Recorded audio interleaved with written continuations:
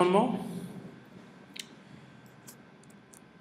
avec lequel vous allez travailler.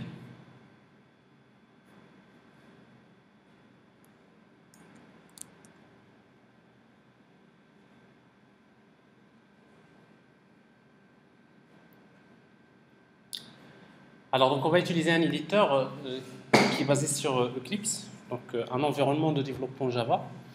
C'est pratiquement la même chose que NetBeans que vous utilisez, mais il se trouve que dans la majorité des cas, les entreprises travaillent avec Eclipse. C'est un environnement qui est ouvert et qui s'adapte à plusieurs situations, plusieurs langages. Et particulièrement, il est intéressant de travailler notamment vos TP J2E, vos TP Java avec Eclipse. Vous pouvez faire la même chose avec NetBeans, bien sûr. Donc, en tout cas, donc, pour lancer Eclipse, donc, on a besoin de spécifier un workspace qui représente un dossier dans lequel on va enregistrer les projets. Ça, c'est la première des choses.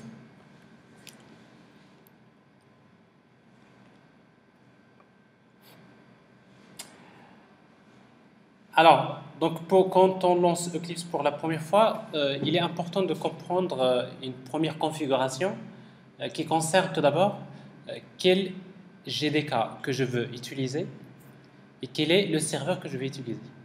Parce que si vous travaillez avec J2E, ça veut dire qu'il y a du Java derrière. Quand vous dites Java, ça veut dire qu'il faut un kit de développement Java. Quelle version? 1.5, 1.6, 1.7? Laquelle? De toute façon, pour une bonne maîtrise, vous aurez besoin d'installer votre propre GDK, kit de développement Java, compilateur Java. Vous aurez besoin d'installer votre propre serveur d'application. Alors en tout cas, donc pour une seule fois, donc vous pouvez configurer dans les préférences. Tout d'abord, dans la partie Java, on peut bien voir installed GRE, dans lequel on peut voir quel GDK utiliser. Alors donc je vois ici que par défaut, il a utilisé GDK 1.7. Il se peut qu'il sélectionne par défaut un GDK, mais vous voulez en sélectionner un autre. Dans ce cas-là, vous aurez besoin d'ajouter. Avec les boutons Add, on peut bien chercher dans le système de fichiers. En principe, les GDK que vous installez, s'ils se trouvent par exemple dans Programme, Files, Java, et vous pouvez chercher le chemin. Donc ça c'est le GDK, donc il se trouve que ici j'ai le GDK 1.7 qui est installé. Ça c'est la première des choses. Quel GDK? Je travaille avec la version 1.7. Après, quel serveur? Alors, Runtime Environment. Donc j'ai besoin de spécifier un serveur. Alors quel serveur que je vais utiliser? Donc en principe, dans l'architecture J2E, il y a, comme je disais tout à l'heure, il y a différents types de serveurs d'application. Alors, si vous voulez juste développer une application web, donc vous pouvez utiliser un serveur Apache Tomcat, une version dédiée pour les applications web J2E.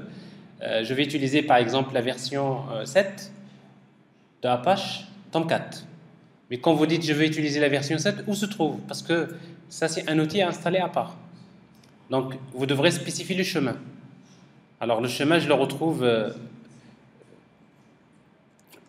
dans J2E, je vais chercher Apache Tomcat 7.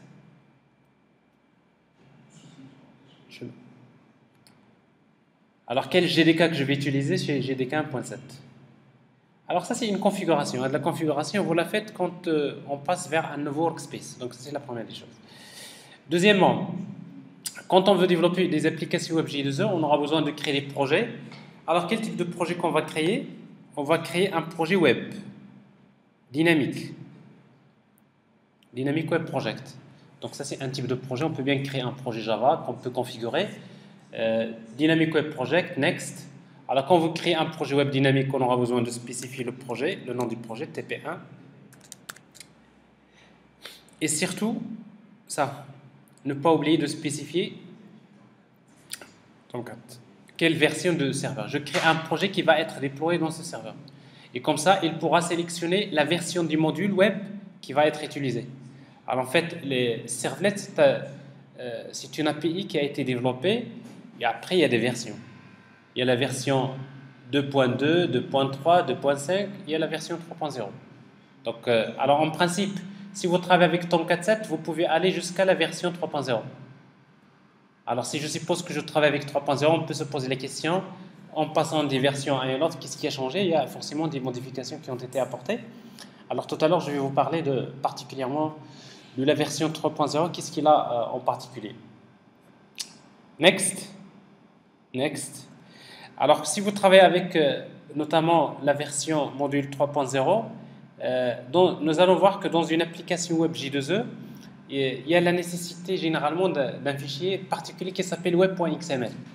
Dans chaque projet web J2E devrait contenir un fichier, un descripteur de déploiement de servlet qui s'appelle web.xml. Alors c'est un fichier que vous trouvez toujours dans le projet. Mais si vous travaillez avec la version 3.0, ce fichier n'est pas obligatoire en principe. Donc ce qui fait qu'il n'est pas par défaut généré. Mais si tout de même, si vous souhaitez le générer, donc vous devrez cocher cette option pour lui demander de générer le fichier web.xml. Alors tout à l'heure, je vais vous montrer à quoi sert le fichier web.xml. De toute façon, je crée un projet.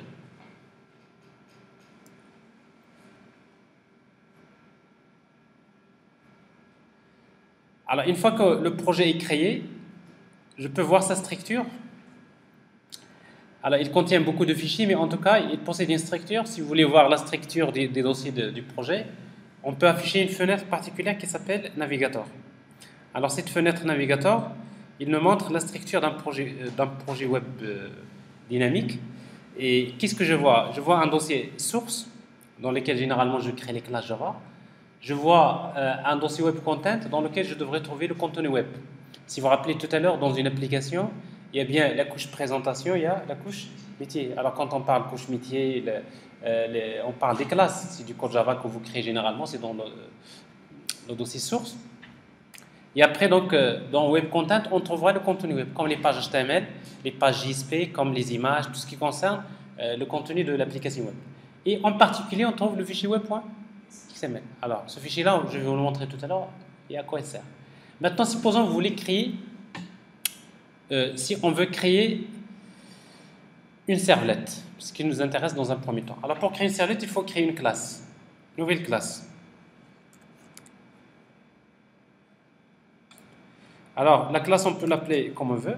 Par exemple, je l'appelle First Servlet. Dans quel package? Par exemple, le package web. Je crée une classe qui s'appelle First Servlet, qui se trouve dans le package web. Alors, je vais agrandir la taille des caractères, comme ça on peut voir mieux.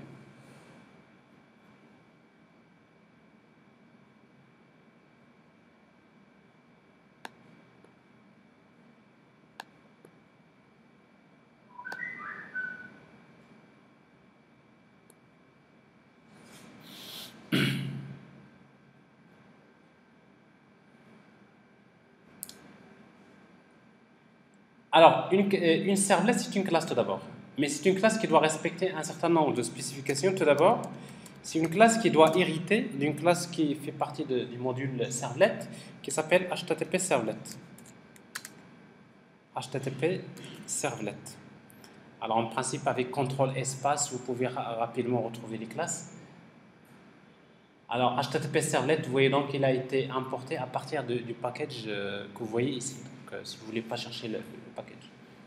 Donc, ça, c'est la première chose à respecter. Une servlet, c'est une classe qui dérive de HTTP Servlet et dans laquelle on va retrouver quoi? On va retrouver les méthodes de get, de post, de put, de delete, de head.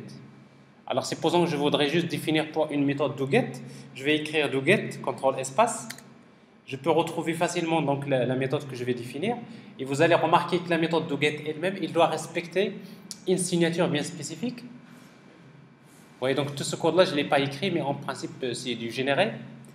Alors, la méthode doGet, c'est une méthode qui devrait s'appeler doGet. Il contient deux paramètres. Le premier paramètre, il est de type HTTP Servlet Request. Alors, généralement, ce paramètre, on l'appelle Request. En fait, nous allons voir que Request, c'est un objet qui va nous permettre de lire les données de la requête. Toutes les données de la requête HTTP que j'ai montré tout à l'heure, on peut les lire à partir de Request. Et après, un deuxième paramètre, Response, qui représente plutôt l'objet réponse. Et après, toujours les méthodes doivent lever l'exception, servlet exception et input-output exception. Alors, ce que vous voyez là, c'est un copier-coller en principe. C'est un composant web, J2E, il faut toujours respecter ça. Je veux créer une servlette, je dois créer une classe qui respecte ces spécifications. Après, par la suite, dans une servlette, en principe, on peut faire des traitements. On peut faire des traitements Java, on peut faire appel à la couche métier. Mais après, on a besoin d'afficher. Alors, si vous voulez tout d'abord lire les données saisies par l'utilisateur, on peut utiliser l'objet request. Supposons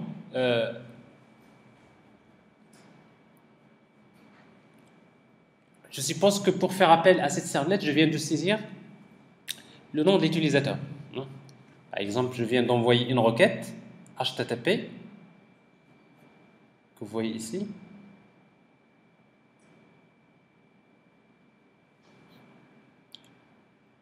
Voilà. Par exemple, ça c'est une requête HTTP. Supposons que je viens de saisir un login et un mot de passe. Je viens de cliquer sur un bouton, j'envoie cette requête vers cette servlette. Alors en fait, cette servlette, il a besoin de lire la valeur de login et du mot de passe. Alors comment lire la valeur des champs login et mot de passe?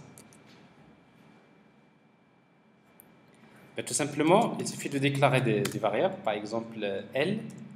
Alors pour lire par exemple le login, on va utiliser l'objet request. Alors tout ce qui se trouve dans la requête HTTP, c'est request. Point. Il y a une méthode qui s'appelle getParameter. Le champ s'appelle login. Alors c'est exactement comme si je vais vers la requête HTTP, je vais récupérer la valeur de login. Je peux faire la même chose pour récupérer le mot de passe. Request.getParameter. Le champ s'appelle par exemple passe. Alors, vous voyez donc dans une servlette, en principe, souvent, on a besoin de lire les données de la requête. Et pour lire les données saisies par l'utilisateur, on utilise l'objet request. Alors après, on fait des traitements. Selon les traitements, on a dit donc c'est une partie métier qui va être faite. Et après, on affiche les résultats. Alors supposons que je voudrais afficher juste une page HTML. Alors pour faire l'affichage, on a déjà vu tout à l'heure qu'en principe, l'affichage se fait par ce qu'on appelle les pages JSP. C'est les vues de l'application, c'est-à-dire c'est JSP qui affiche généralement, mais on peut bien afficher une page HTML avec une servlette. Comment? Alors pour faire un affichage avec servlette, on va utiliser un objet qui s'appelle printWriter. Cet objet, on l'appelle out, égale response.getWriter. On crée cet objet-là de type printWriter à partir de l'objet response. Et après, par la suite, si je veux envoyer une réponse HTTP maintenant, je vais utiliser l'objet out avec sa méthode printLine. Je vais envoyer une réponse. Mais la réponse que j'envoie au client, la réponse, maintenant ce qui m'intéresse, c'est le corps. Je voudrais envoyer une réponse qui contient du code HTML. Je peux coder dans la réponse la page suivante, HTML. Je sais qu'une page HTML contient par exemple les balises body.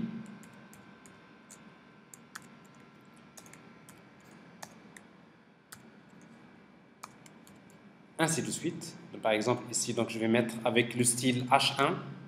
HTML, c'est pour une taille plus grande. Je peux écrire le texte votre login est deux points. Alors, je vais faire la concaténation avec, si vous voulez, ici, ça ne paraît pas très bien, ça semble un 1, n'est-ce pas? L. Et je fais avec le style H1. Ça veut dire quoi? Donc, j'envoie tout simplement votre login et L, c'est-à-dire la valeur qui vient d'être saisie. Je fais la même chose, votre mot de passe.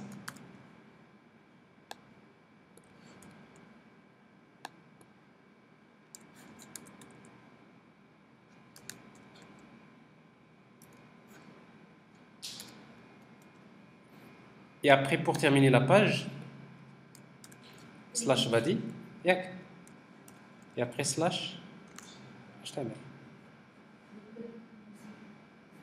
Voilà, votre mot de passe, P. Alors, enregistrer. Alors, on peut dire que ça, c'est un premier exemple de servlette. Alors, cette servlette, maintenant, qu'est-ce qu'il faut faire pour l'appeler?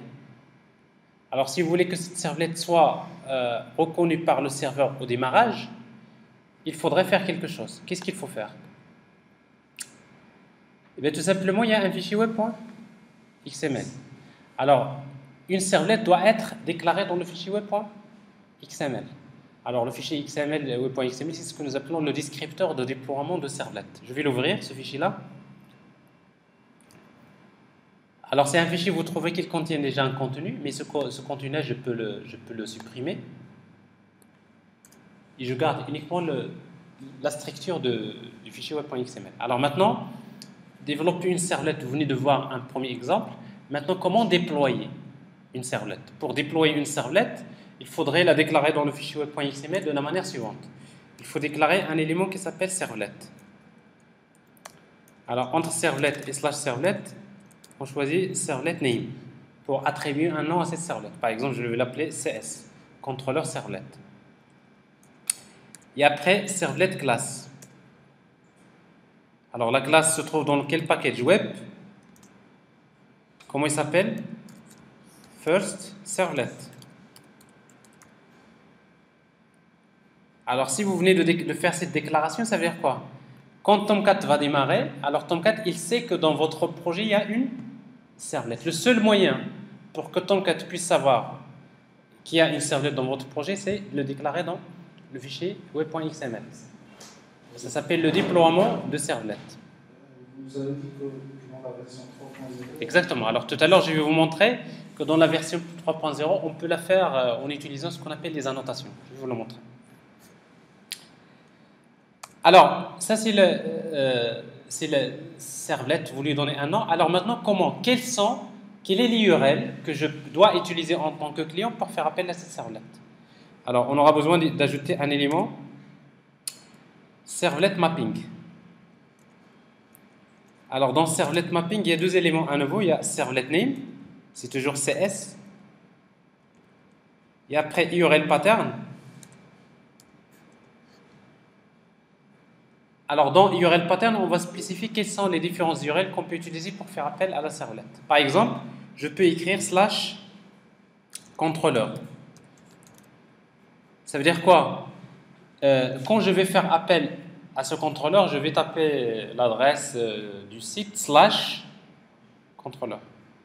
Ça veut dire que toute requête HTTP, toute URL qui se termine par /contrôleur, Tomcat, il va l'envoyer vers quoi? Vers CS. Et c'est quoi CS? C'est First Servlet. Alors, je suis en train de faire la correspondance entre l'URL, et la requête HTTP, et la servlette qui se trouve au niveau du serveur. Mais généralement, on peut faire autrement. On peut par exemple écrire étoile.php. Alors, ça veut dire quoi étoile.php? Ça veut dire que toute URL qui se termine par .php, n'importe quoi, vous écrivez n'importe quoi .php, il va exécuter quoi? First Servlet. Alors, l'utilisateur de votre site, il va toujours croire qu'en fait, que votre site, par exemple, est développé avec PHP. Ça veut dire que tout simplement, ça ne veut pas dire que à chaque fois vous voyez que les liens se terminent par PHP, que la technologie utilisée, c'est du PHP. Donc, vous voyez bien ici, par exemple, dans URL pattern, je peux spécifier quelles sont les différentes URL que je voudrais associer à une servlette. Je peux la laisser comme ça. Alors maintenant, si vous voulez que cette servlette, si vous voulez la tester, on a besoin de démarrer le serveur. Dans la partie servers, on va spécifier le serveur qu'on veut démarrer. C'est Tomcat, Apache Tomcat 7.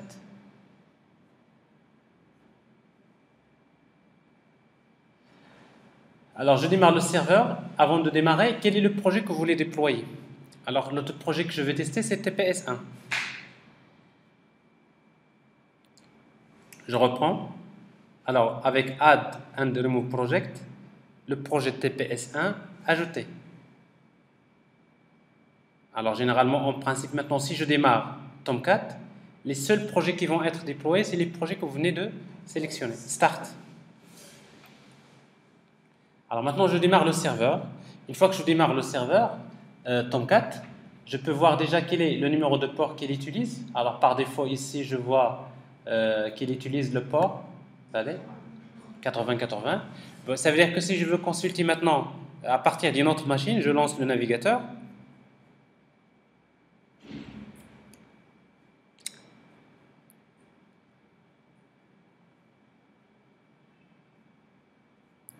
Alors, je relance le navigateur.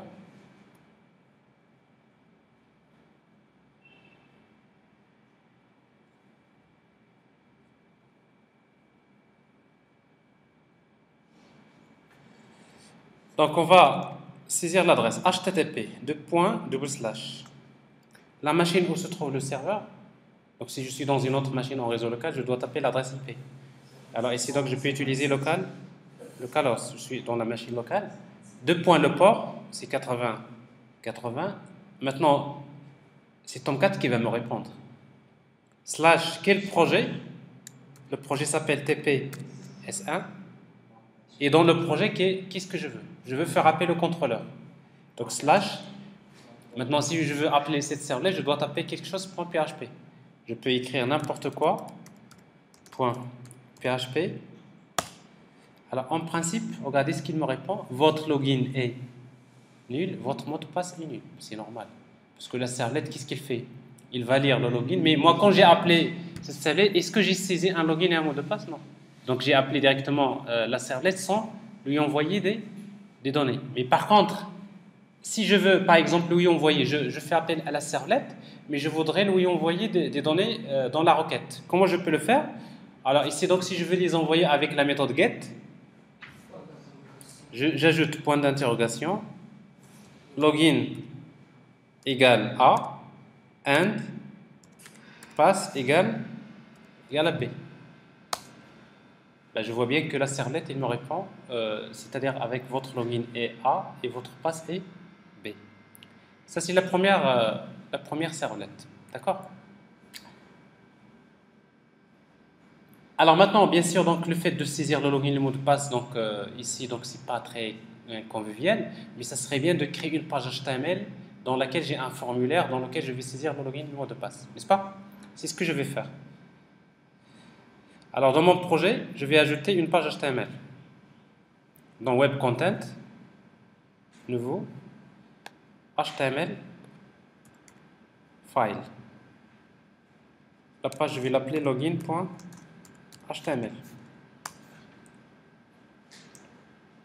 Alors ça, c'est purement du HTML. Je vais créer un formulaire avec la balise form. Alors maintenant, action, qu'est-ce que je vais mettre?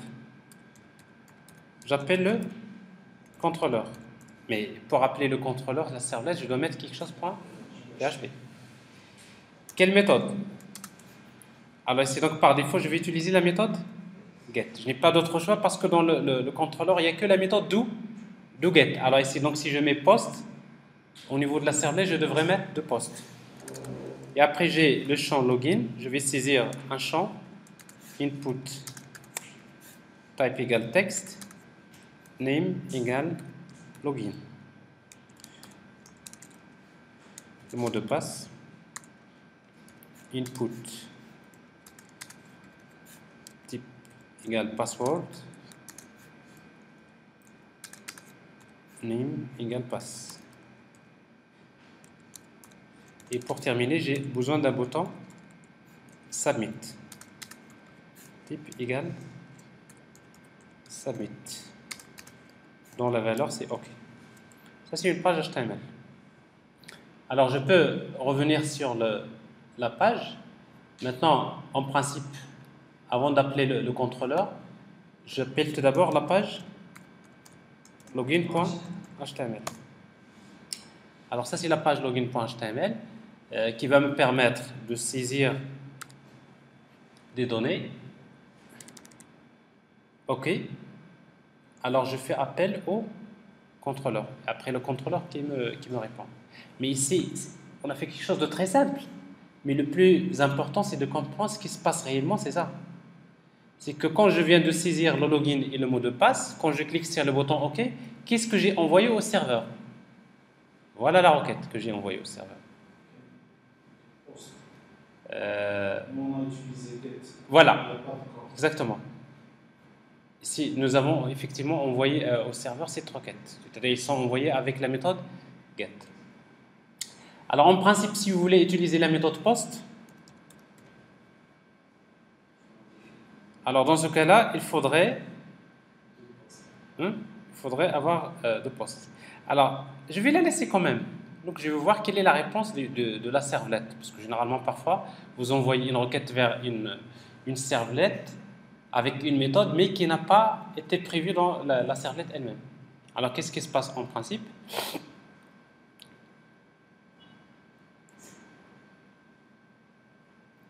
Je vais revenir à la page, actualiser.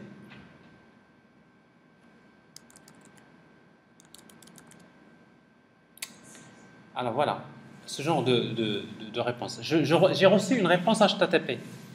Alors cette réponse HTTP, il contient le code 405. Alors 405 pour nous, ça veut dire, dans notre cas, si la méthode de POST n'est pas supportée. Vous venez d'envoyer une requête avec la méthode POST, mais il n'est pas supporté par cette servlette. Alors il dit quoi donc? Si je veux, en principe, généralement, une servlette définit la méthode de GET, mais également il définit la méthode de POST.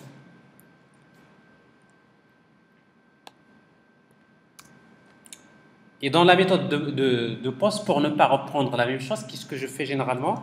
J'appelle également do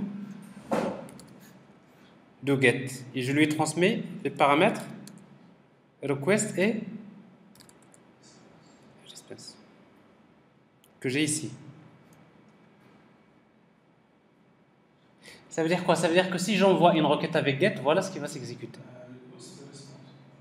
Par défaut, il les appelle comme ça, mais vous pouvez changer. Request, response. Non, parce que le get, on a utilisé ceux de la méthode get. Oui. De toute façon, quand j'envoie une requête, c'est qui la reçoit? C'est Tomcat. On reçoit la requête HTTP.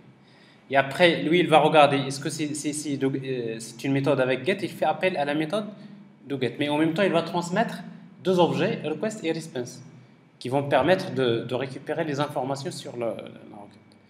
Alors, si j'envoie une requête avec POST, la même chose, sauf que ici, quand j'envoie une requête avec de POST, la méthode de POST elle-même, il fait appel à le get. Ça veut dire quoi? C'est le même traitement qui va s'exécuter, que ce soit avec get ou bien avec POST. Ben, il dit quoi? Donc voilà un exemple de servlet qui répond de la même manière, que ce soit avec get ou bien POST. Alors, je peux voir. Alors, en principe,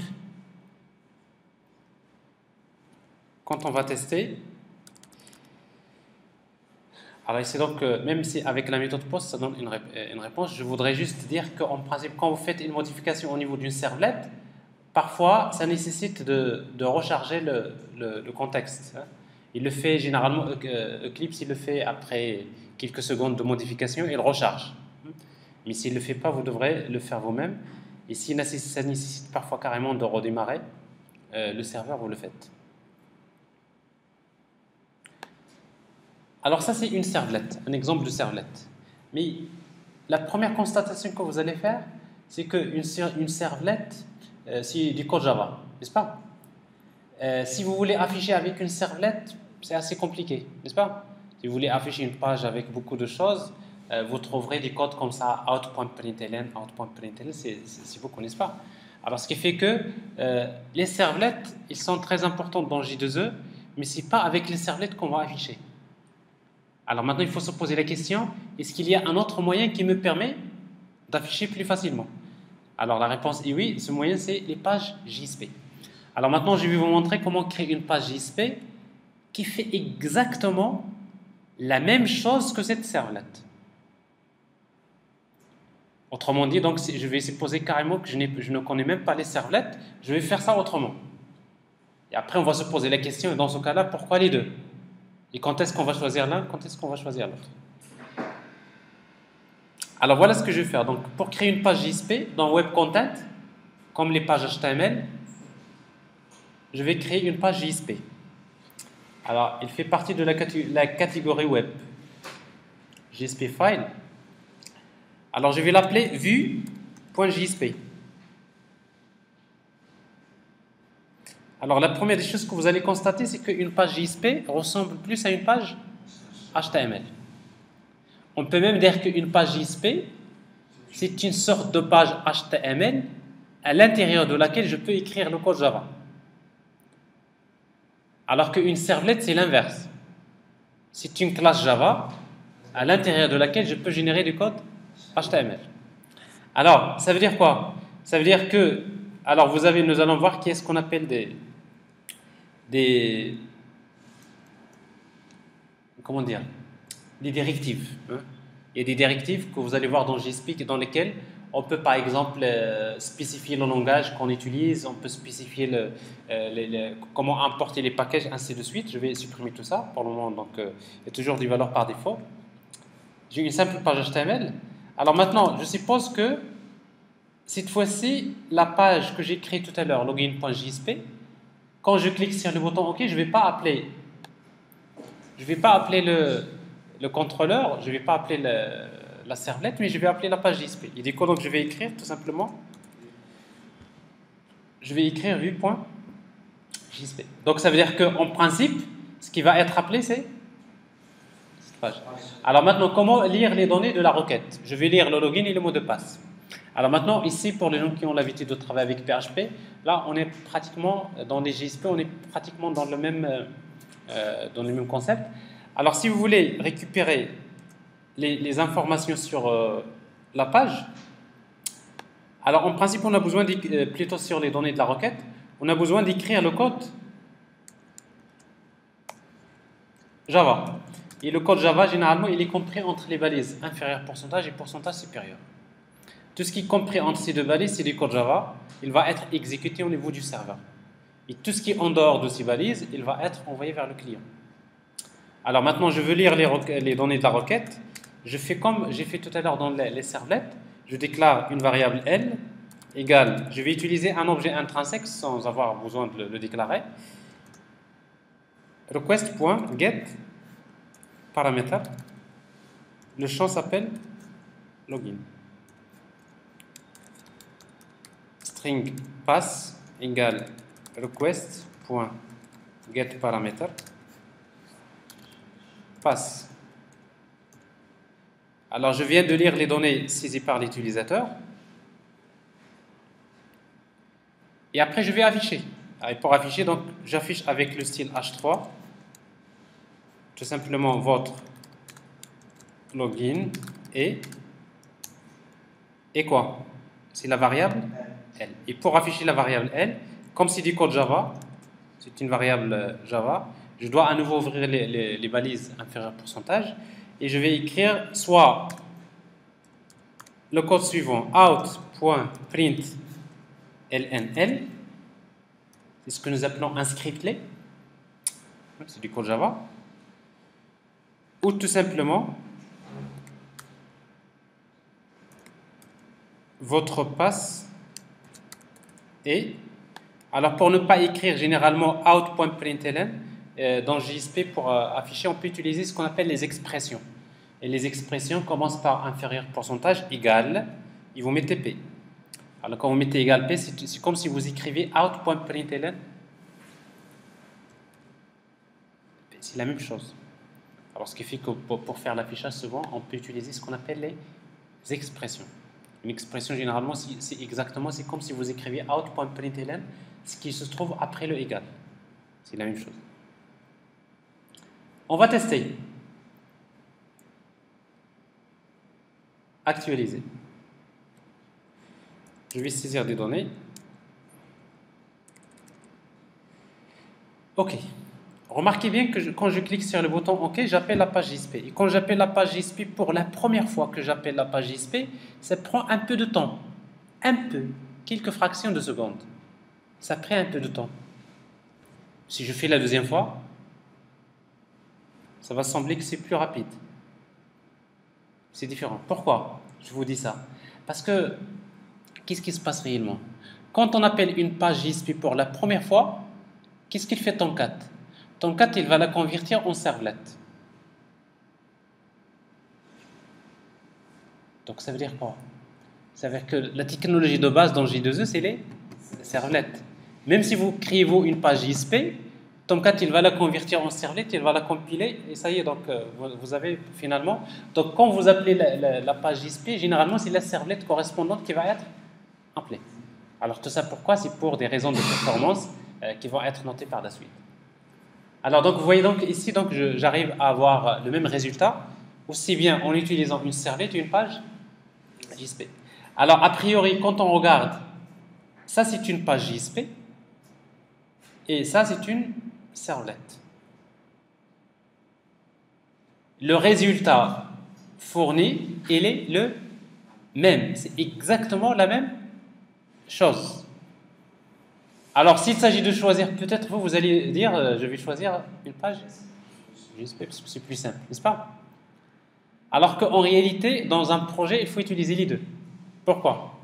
Parce que c'est vrai que la page JSP, elle est intéressante là. Elle est intéressante dans tout ce qui est affichage. Plus simple. Mais quand il faut faire des traitements, quand il y a une connexion vers la base de données, quand il y a des traitements, parce que souvent il y a des traitements. Alors en principe, il vaudrait mieux travailler dans une classe Java. Tout à l'heure, je disais qu'il faut séparer la logique métier de la logique présentation. Si vous insistez et vous dites, moi je ne vais pas utiliser les servlettes, je vais travailler qu'avec JSP, qu'est-ce que vous allez retrouver par la suite? Ben, tout simplement, vous allez commencer à mélanger la présentation avec les traitements. Alors maintenant, dans la pratique, pour séparer, on va utiliser une servlette et dans ce cas-là, elle va jouer le rôle de contrôleur et la page JSP, elle va jouer le rôle de la vue. Et entre les deux, il y a ce qu'on appelle le modèle. D'accord? Alors ça c'est le. Alors maintenant c'est ce que je vais vous montrer. Je vais vous montrer la troisième version dans laquelle on va utiliser les deux. Alors servlet, c'est quoi son rôle? Son rôle c'est de lire les données de la requête. Ah bon. LP CTRL X. Regardez bien. C'est-à-dire que une servlette, il est appelé, il va lire les données de la requête. C'est le rôle du contrôleur. Il fait appel au traitement, mais une fois qu'il fait les traitements, il fait appel à la vue. Alors maintenant, comment une servlette va faire appel à la page JSP? Nous allons parler de deux solutions. La première, c'est de faire ce qu'on appelle un forward. Et la deuxième, c'est de faire ce qu'on appelle une redirection. Alors généralement, ce qui se fait, c'est le forward. Comment le faire? Alors en fait, le forward, c'est ce que vous allez voir ici. Alors, j'avance bien maintenant à ce niveau-là. Voilà. Regardez bien. Je note le forward. Je suis le client, j'envoie une requête HTTP vers le contrôleur. Le contrôleur, il récupère les données de la requête, il fait les traitements, mais après, il fait un forward vers... C'est-à-dire, il appelle la page JSP. La page JSP va encore faire un autre traitement, c'est-à-dire l'affichage. Il va rendre le résultat d'affichage au contrôleur et le contrôleur qui va envoyer la réponse. Ce que vous voyez maintenant. Le forward, c'est juste une manière de séparer la logique présentation avec la logique traitement. Alors, pour faire ce forward-là, voilà ce qu'on fait. En principe, on utilise request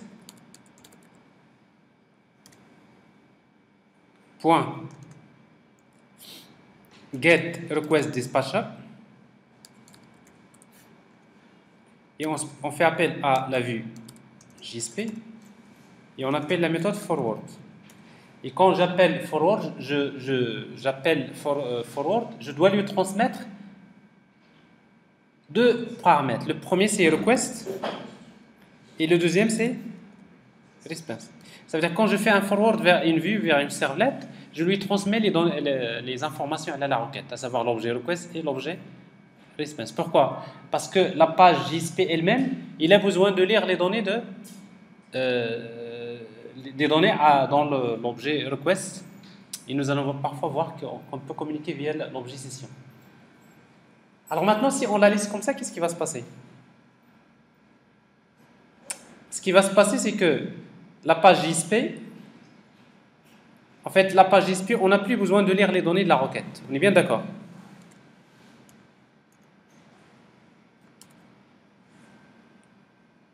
Mais par contre, la page HTML, maintenant, la requête que je vais envoyer, je ne vais pas l'envoyer vers la page JSP.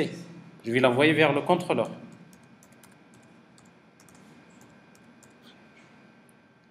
Le contrôleur, il va lire le login et le mot de passe. Entre ces deux lignes, il faut faire un traitement, parce qu'après on va parler de traitement. Et après, il fait un forward vers la vue. Et après la vue JSP, qu'est-ce qu'il fait? Il va afficher des variables, regardez, L et P. Mais apparemment, L et P, ils ne sont pas là. Parce que ce n'est pas des variables, n'est-ce pas? Je vais arrêter le serveur. Alors, pour maintenant, comment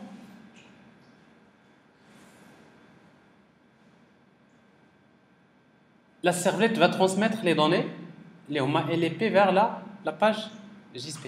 Il y a un seul moyen dans cet exemple, c'est de les stocker dans l'objet request.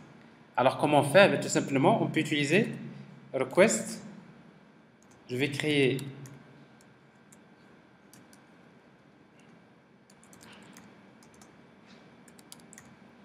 un attribut dans l'objet request que je vais appeler login et je lui donne comme valeur L. Request.setAttribute, je vais créer un champ que je vais appeler pass.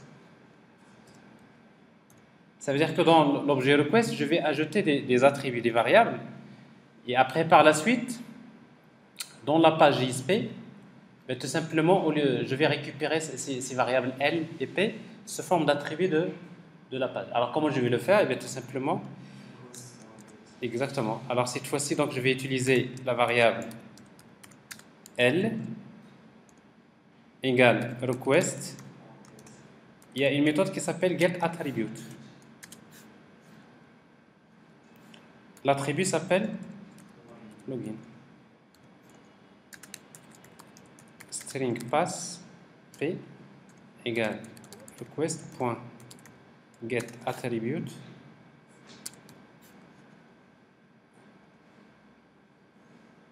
Le champ s'appelle pass. Le seul problème, c'est que la méthode getAttribute, en principe, il récupère un objet. La méthode, il retourne un objet de type object. Donc, comme c'est dans notre cas, c'est des strings, on a besoin de faire un sous-casting. Une conversion, comme quoi l'attribut, il est de type string. On sait qu'il est de type string, donc il n'y a pas de problème ici. Alors ça, c'est en quelque sorte, c'est la solution. Mais après, on va voir qu'en principe, ce qu'on récupère ici, c'est ce que nous allons appeler le modèle. On parlait du contrôleur, on a parlé de la vue, mais après, login et pass, normalement, on devrait les stocker dans un objet spécial qui s'appelle le modèle. Donc, après, on va voir comment le récupérer. Voilà, alors maintenant, on va essayer donc de tester et de voir comment ça marche. Alors, actualiser. Bien sûr, il n'y a rien. Pourquoi? Parce que tout à l'heure, j'ai arrêté le serveur. Très bien. Start.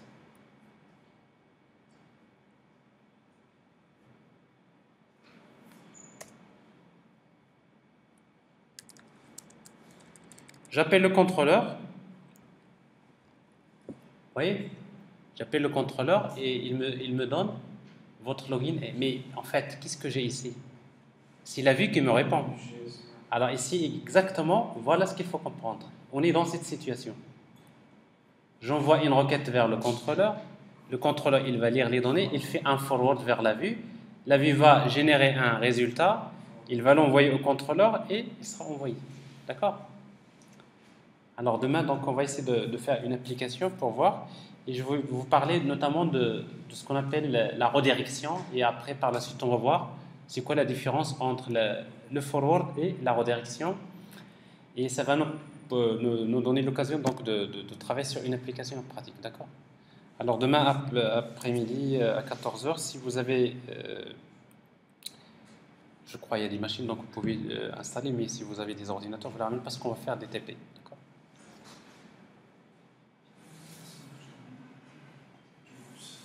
Alors, je vais vous donner aussi les outils. Donc, si vous voulez, je peux vous donner tout ça demain.